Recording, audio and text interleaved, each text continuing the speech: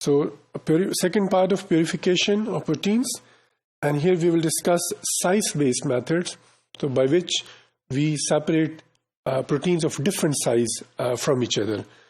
جو یہاں method use کیے جاتے ہیں عام طور پہ دیٹ از ڈائلیسس.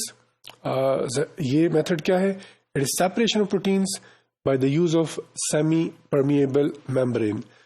ظاہر ہے جس میں سے خاص سائز کے مالیکول پاس ہو سکتے ہیں، اس سے بڑے مالیکول پاس نہیں ہوں گے.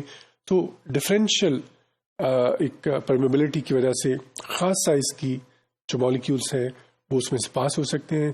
ہم کہیں گے خاص سائز کی پروٹین باہر آ سکے گی، اس کو ہم بعد میں کیریکٹرائز کر کے اس کو آئیڈینٹیفائی کر سکتے ہیں، جبکہ باقی پروٹین جو ہوں گی وہ اس طرح سے اس بیگ کے اندر ہی رہتی ہیں. So it allows selective movement of molecules from a mixture through the membrane. ظاہر ہے جو میمبرین میں سے گزر کے باہر پروٹین آئیں گے اس کو ہم کیریکٹرائز کر کے باقیوں کو ظاہر ہے اس کے مقابلے میں ہم کہیں گے سیپریٹ کر سکتے ہیں. Similarly, we use another method which is known as ultrafiltration. As the name indicates, it is the use of semi-permeable membrane, but here more or high pressure is used along with this semi-permeability membrane. چونکہ یہاں pressure use کیا جاتا ہے, so that's why this separation is more efficient. مگر یہاں size کے ساتھ ساتھ pressure بھی یوز کیا جاتا ہے, اس لیے اس کو ہم کہتے ہیں this is ultrafiltration step. Proteins can be separated from a mixture according to their size by other methods as well. ان میں ظاہر سائز ایکسکلوژن کرومیٹوگرافی ہے, اسی طرح سے اور میتھڈ بھی ہیں. سائز ایکسکلوژن کرومیٹوگرافک میتھڈ میں کیا ہوتا ہے؟ there is separation proteins on the basis of their size through the porous bed from the packed column. Molecules larger than the pores in the beads move quickly through the column. ہم column فل کرنے کے لیے جو beds use کرتے ہیں ان beds کے اندر smaller size کے پور ہوتے ہیں, مگر بیڈز کے درمیان جو اسپیسیز ہوتی ہیں وہ بڑے سائز کی ہوتی ہیں. تو بڑے سائز کے جو مالیکول ہوتے ہیں وہ ظاہر ہے پہلے اس میں سے موو کر جاتے ہیں, اور جو چھوٹے سائز کے مالیکول ہوتے ہیں وہ بیڈز کے اندر چکے چلے جاتے ہیں. جو بیڈز کے اندر پور ہوتے ہیں تو ان کی جو موومنٹ ہوگی وہ سلو ہوگی. تو لارجر سائز مالیکول جو ہیں وہ اس میں ایزیلی پاس ہو جائیں گے, followed by smaller size, followed by the smallest size.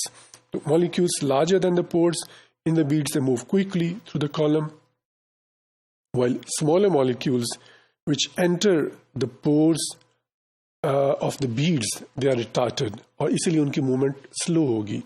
تو جو molecules بڑے ہیں وہ ایزیلی پاس ہو کے جلدی کالم میں سے باہر آ جاتے ہیں, ان کے بعد ان سے چھوٹے اور سب سے آخر میں سب سے چھوٹے مالیکول جو ہیں وہ آتے ہیں. So this is size exclusion chromatography. Then is adsorption based method. It is based on different affinities of various proteins for the solid matrix by selective absorption desorption process. ظاہر ہے جو افینٹی ہوتی ہے ڈفرینٹ مالیکولس کی اس کے حساب سے ہے, اور یہاں جو دو میتھڈ عام طور پہ یوز کیے جاتے ہیں اس میں افینٹی کرومیٹوگرافی ہے اور دوسرا آئن ایکسچینج کرومیٹوگرافی ہے. ان کو ہم بعد میں ڈیٹیل میں بھی ڈسکس کریں گے, مگر افینٹی کرومیٹوگرافی میں جیسے نام سے ظاہر ہے کہ جو مکسچر کے کمپوننٹس ہیں ان میں سے کوئی ایک کمپوننٹ جو ہے that has strong affinity with the ligand which is bound reversibly with the column, وہ وہاں بائنڈ کر جائے گا. باقیوں کی چونکہ افینٹی نہیں ہوتی وہ اس میں سے کالم میں سے پاس ہو جاتے ہیں. بعد میں ہم جو کنڈیشنز ہوتی ہیں ان کو چینج کر کے وہ جو لیگینڈ اور وہ جو کمپوننٹ ہے اس کے ساتھ بائنڈ کرتا ہے اس کو سپریٹ کر لیتے ہیں, اور جب وہ سپریٹ ہو جاتا ہے تو پھر ہم اس کالم میں سے اس کو گزار کے الگ کر کے اس کو آئیڈینٹیفائی کر سکتے ہیں. سو مکسچر کے کمپوننٹس کو ہم نے سپریٹ کیا based on affinity of those components of a mixture with the column. جس کی افینٹی زیادہ ہوگی اس کی موومنٹ سلو ہوگی, جس کی افینٹی کم ہوگی وہ جلدی پہلے پاس ہو جائے گا. ظاہر ہے جن کمپوننٹ کو ہم سپریٹ کرنا چاہتے ہیں چونکہ ان کی افینٹی اسٹرانگ ہوتی ہے وہ کالم میں سے اینڈ پہ آخری میں باہر سے آتے ہیں, پھر ان کو ہم آئیڈینٹیفائی کر سکتے ہیں. سملرلی آئن ایکسچینج کرومیٹوگرافی جو ہے اس کو بھی یوز کیا جاتا ہے. جیسے نام سے ظاہر ہے یہاں اگر ہم کالم پازیٹیولی چارجڈ اس میں کسی سبسٹنس سے کالم کو پیک کرتے ہیں تو جو مکسچر ہوگا اس میں سے نیگیٹولی چارج کمپوننٹ اس کے ساتھ ریئیکٹ کر کے کریں گے، اور پازیٹیولی اس میں سے جو ہوں گے وہ اس کے ساتھ ریئیکٹ نہیں کریں گے.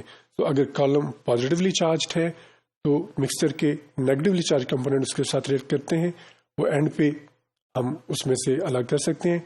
اور اگر کالم نیگیٹولی چارجڈ ہے تو مکسچر کے پازیٹیولی چارج کمپوننٹ اس کے ساتھ ریئیکٹ کریں گے، اور اس طرح ان کمپوننٹ کو بعد میں سیپریٹ کیا جا سکتا ہے. So since this separation is based on ions, that's why this is ion exchange chromatography.